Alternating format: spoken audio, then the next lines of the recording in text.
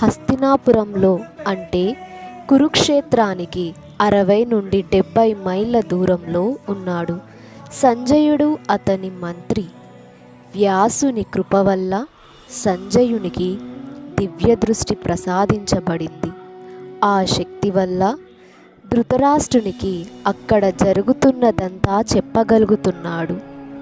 వీరందరూ హస్తినాపుర రాజమందిరంలో ఉన్నారు.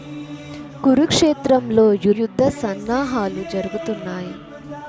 ధృతరాష్ట్రుని ప్రశ్నతో గీత ప్రథమ శ్లోకం ఆరంభమవుతుంది.